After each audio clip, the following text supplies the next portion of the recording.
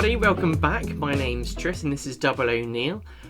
I wanted to say thank you first of all for all your comments on the last episode. It's been brilliant. I've had a lot of views, which has been really cool and makes you want to do a bit more when you see that you have lots of views. So no, thank you. Thank you for watching and thank you for commenting, and I hope you enjoy what I do. I enjoy doing it.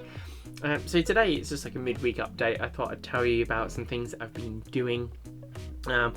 One bit is I've been making lots of parts in the garage for the sleepers and solder hole down jig and bits like that, which has been kind of cool. And I've had lots of people inquiring about them, so I've got to get busy and make some parts, which is cool. So yeah, in the description below I'll leave my email if you are interested in them. Check out my previous videos if you do want to watch them. But in this episode I want to show you something that I really wanted to do and I couldn't do it because I couldn't think of a name, and it was, what do I call my railway? And I've had various suggestions from people as well as not many of my own ideas. And then I just thought about a word someone said to me, and where else would you call something if it's not where you are? And it would be elsewhere. And so I've decided, so we're going to call it elsewhere. So where are you going? I'm going elsewhere. That's this place in the loft. Because my railway isn't based on anything in particular, it's very fictional, the way that the mountain is. It'll be Elsewhere Mountain, and yeah, I can have some fun with it. So I've made this sign on the 3D printer, so I'll show you that now, and you can have a little watch of that.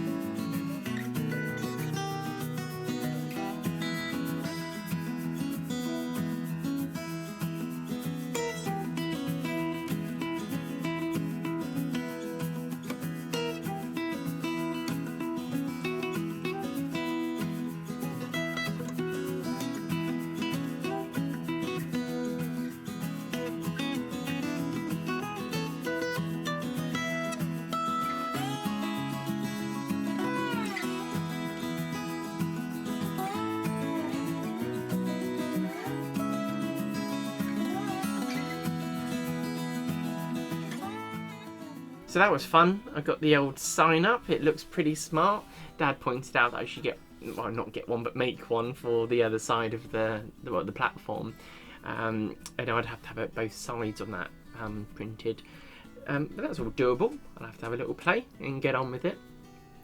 So yeah, I'm sure I can apply doing the sign to many other things. Update on the 009 layout that obviously I brought down on my last video. I've ordered some points from Peter Spares.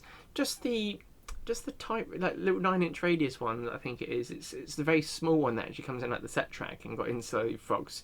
Because it's a small layout, I want to have some tight curves. So hopefully the engines run well on the insulated bit, but I can always do the trick that I saw on budget model railways where you put a bit of tin foil on the frog if there is any issue, but I'm sure it'll be fine. And I've got an idea for the layout. I spent not a bit of time, but you know what it's like when you start hashing out ideas in a piece of paper.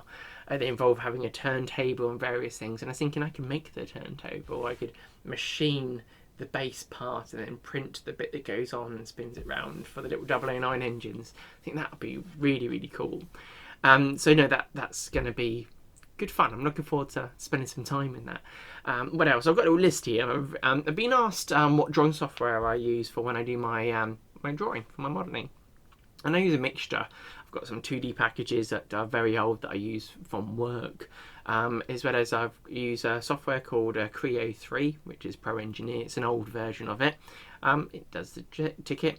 And then one that basically anyone can get hold of, which is Fusion 360, which you can start learning to draw on. You can do some fantastic modelling on there. I use a lot of it to do the CAM package part of it, to do my machining. And the CAM is computer aided manufacture, if you don't know that. Basically you put your part on that you want to make, and you tell it this is the material that it's going to be made from, and you then start defining how you want it to be cut. And it can do some of the things through its own thought process. It's very clever, and really enjoy using it. And it can shorten the time it takes to make things from time to time, because I do lots of my own projects as well, which I guess I'll share with you from time to time. But yes, that's what I use. So you can model on there, and then you output it as an OBJ or an STL file, and then that creates that item into lots of little triangles that then the printer then understands how to create, you know, when it puts it together, but use a slicer to do the next step. So there's a bit to it. Maybe we'll talk about it more one day. So that's that. The last thing that I did was I popped into the loft, and I've been putting a line of cork down the back section of the track. I had to figure out what's gone on with the helix as well. So I ripped the helix out, and rip is probably the right word, because I thought it would come off a bit easier, and there's bits of polystyrene left on there. I had to chisel that off. Put a board on there so I've got a bit more real estate to make the helix bigger. And all I'm doing is I'm using the set track first radius curve, because the Bachmann engine goes around that. Okay, so I thought, right, let's use that, and I can't ruin this then. And so my helix will now be a larger diameter, and so that'd be cool. But whilst doing that, because the line's coming through, there's going to be entrances for the engine to go through the little mountain edge, the lead up to, let's call it Elsewhere Mountain Railway, Elsewhere Mountain Railway, EMR. I think that's will be out there for some railways. So that's that.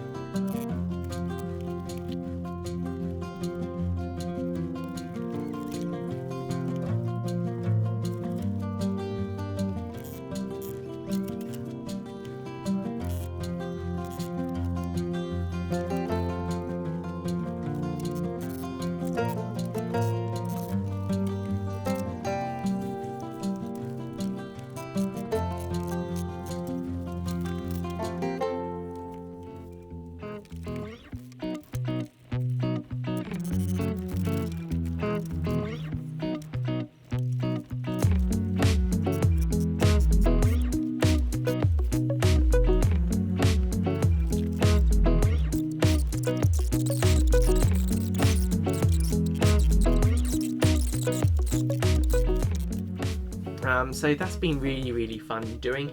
I'm probably high speeding through this right now, so you're seeing it all.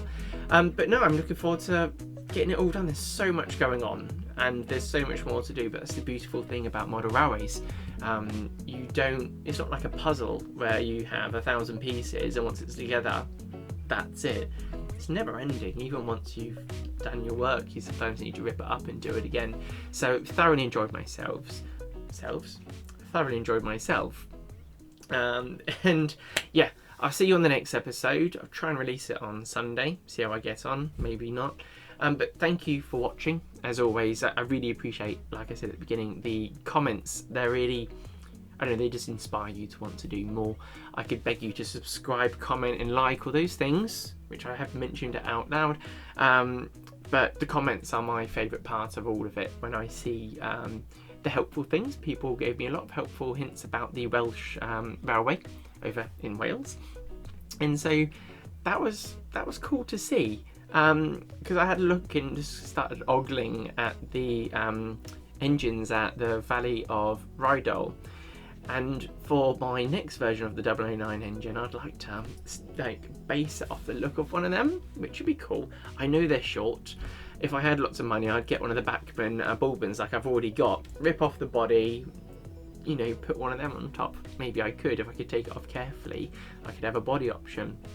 Maybe for another day, who knows. For now, I'll focus on my current projects and enjoy myself doing that. But again, thank you for everything, and I'll see you soon on the next episode, and look after yourselves.